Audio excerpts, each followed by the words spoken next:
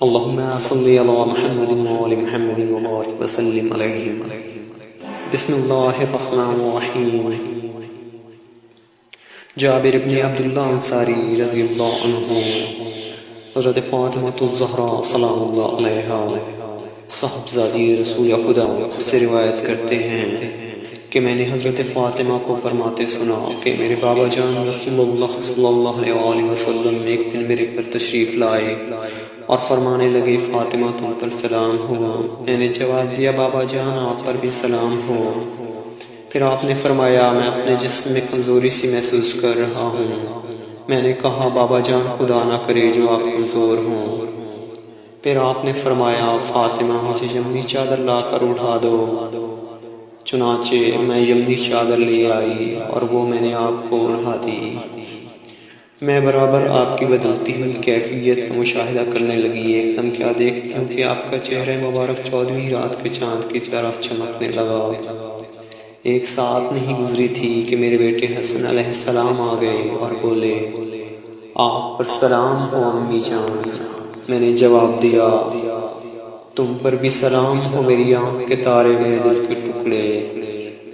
پھر وہ کہنے لگے امی جان مجھے گھر میں اپنے نانا جان رسول اللہ صلی اللہ علیہ وسلم کی سی خوشبو آ رہی ہے.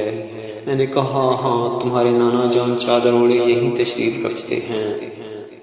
اس پر حسن علیہ السلام چادر کی طرف بڑھے اور کہنے لگے نانا جان اے خدا کے رسول آپ پر سلام ہو. کیا مجھے اجازت ہے کہ میں بھی آپ کے پاس چادر میں آ جاؤں؟ آپ نے جواب دیا میرے بیٹے میرے حوض کے مالک تم پر بھی سلام ہو. ہاں تمہیں اجازت ہے. بس حسن بھی آپ کے پاس چادر میں پہنچ گئے. ایک ساتھ نہیں گزری تھی کہ میرے بیٹے حسین علیہ السلام آ گئے اور کہنے لگے امی جان آپ پر سلام ہو. میں نے جواب دیا تم پر بھی سلام ہو میرے بیٹے میری آنکھ کے تارے میرے لخت جگر. پھر وہ مجھ سے کہنے لگے امی جان مجھے گھر میں اپنے نانا جان رسول اللہ صلی اللہ علیہ وسلم کی سی خوشبو آ رہی ہے.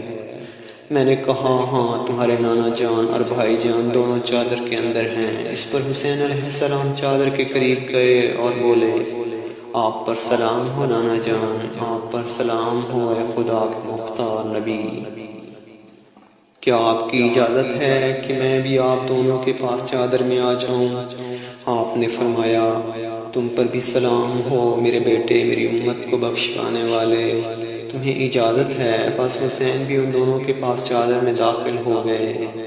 اسی اثنا میں ابو الحسن علی ابن ابی طالب آ گئے اور بولے تم پر سلام ہو اے صاحبزادی رسول. میں نے جواب دیا آپ پر بھی سلام ہو اے ابو الحسن اے امیر المؤمنین. پھر وہ کہنے لگے فاطمہ مجھے گھر میں اپنے بھائی اپنے امزاد رسول خدا کی سی خوشبو آ رہی ہے.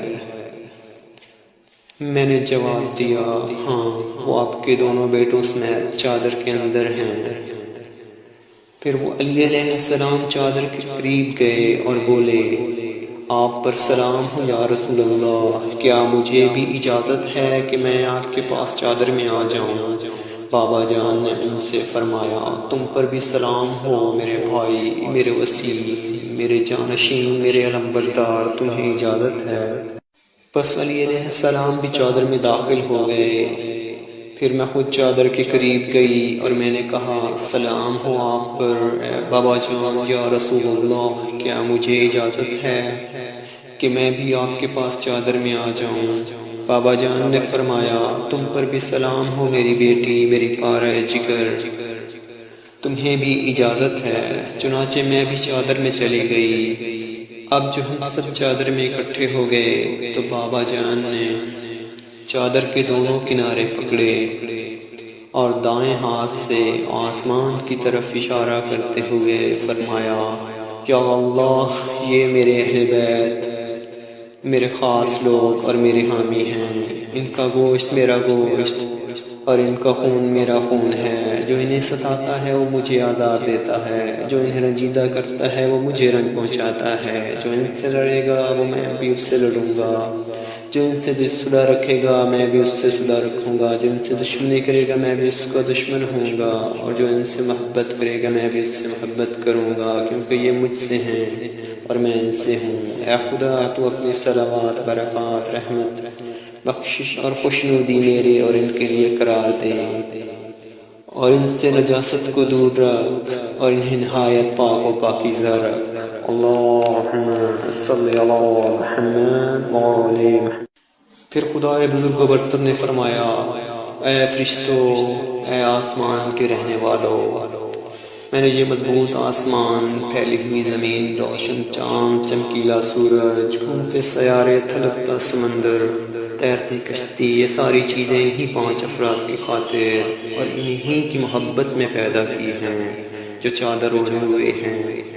اس پر جبریل امین علیہ السلام نے پوچھا، پروردگار، یہ چادر اوڑھنے والی ہستیاں ہیں کون؟ خداوند عالم نے فرمایا، یہ نبی صلی اللہ علیہ وآلہ وسلم کے اہل بیت اور رسالت کا خزینہ ہیں۔ یہ فاطمہ علیہ السلام کے والد بزرگوار، ان کے شوہر اور ان کے 2 بیٹے ہیں۔ جبریل نے عرض کیا، پروردگار، کیا مجھے اجازت ہے کہ میں زمین پر اتروں اور ان میں شامل ہو کر چھٹا فرد بن جاؤں؟ خدا نے فرمایا، ہاں تمہیں اجازت ہے۔ پس جبریل امین زمین پر اترے اور کہنے لگے، سلام ہو آپ پر اے خدا کے رسول۔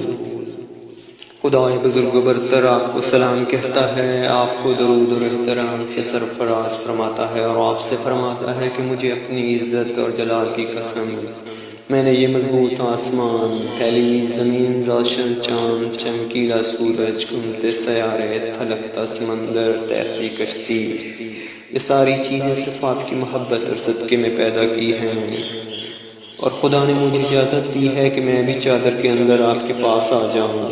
یا رسول اللہ، کہ آپ بھی مجھے اجازت دیتے ہیں؟ رسول اللہ نے فرمایا، تم پر بھی سلام ہو اے خدا کے وحی، ہاں تمہیں بھی اجازت ہے۔ پھر جبرائیل علیہ السلام بھی ہمارے ساتھ چادر میں آ گئے۔ تب جبرائیل نے میرے بابا جان سے کہا، اللہ تعالیٰ آپ کی طرف وحی کرتے ہوئے ارشاد فرماتا ہے کہ اے اہل بیت، اللہ سبحانہ کا صرف یہی ارادہ ہے کہ ہر قسم کی نجاست کو آپ سے دور رکھے اور آپ کو طہارت اور پاکیزگی کے درجہ کمال تک پہنچا دے۔ اللہم صلی علی محمد وعلی محمد۔ تب علی نے بابا جان سے عرض کیا، یا رسول اللہ، مجھے بتائیے کہ اس چادر کے اندر ہمارا آ جانا خدا کے نزدیک کیا فضیلت رکھتا ہے؟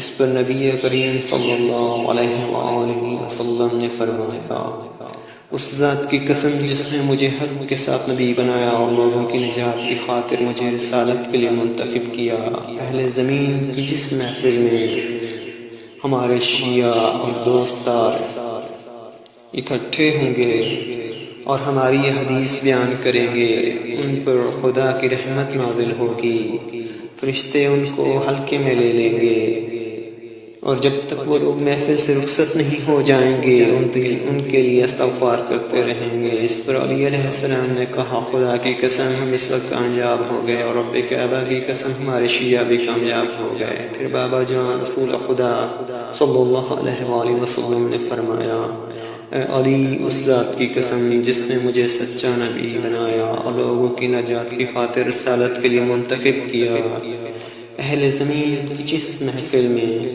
ہمارے شیعہ اور دوستدار اکٹھے ہوں گے اور ہماری یہ حدیث بیان کریں گے، اس میں جو کوئی دکھی ہوگا خدا اس کا دکھ دور کر دے گا، جو غم زدہ ہوگا خدا اس کو غم سے چھٹکارا دے گا، جو کوئی حاجت مند ہوگا خدا اس کی حاجت پوری کر دے گا۔ تو حضرت علی علیہ السلام نے فرمایا، بخدا ہم نے اس وقت کامیابی اور برکت پائی، اور رب کعبہ کی قسم اسی طرح ہمارے شیعہ بھی کامیاب ہوئے اور دنیا اور آخرت میں خوش نصیب ٹھہرے۔ اللہم صلی علی محمد وعلی محمد وبارک وسلم علیہ۔ دعا بعد ختم حدیث۔ اللہم انی اسألک بحق محمد وانت المحمود، وبحق علی وانت الأعلى، وبحق فاطمة وانت فاتر السماوات والأرض، وبحق الحسن وانت محسن، وبحق الحسين وانت قديم الإحسان، وبحق الأئمة التسعة الطاهرين، من ذرية الحسين عليهم السلام. اللهم صل على محمد وآل محمد وبارك وسلم عليهم. دعاء. اللهم اغفر ذنوبنا واستر عيوبنا واشف مرضنا واغفر لنا ولوالدينا ولمن وجب حقه علينا. اللهم عدد ديوننا وارحم أمواتنا وسلم مسافرينا. اللهم ارزقنا زيادة في العلم وبركة في الرزق وصحة في الجسم وطولا في العمر ونور في القلب وتوبة قبل الموت وراحة عند الموت ومغفرة بعد الموت والعفو عند الحساب ونجاة من النار ودخول في الجنة وزوجنا من الحور العين بحق محمد وآله الطاهرين. بسم الله الرحمن الرحيم. اللهم صل على محمد وآل محمد. اللهم كن لوليك الحجة ابن الحسن صلواتك عليه وعلى آبائه في هذه الساعة وفي كل ساعة وليا وحافظا وقائدا وناصرا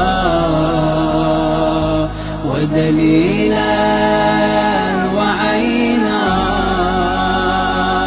حتى تسكنه أرضك طوعا وتمتعه فيها طويلا.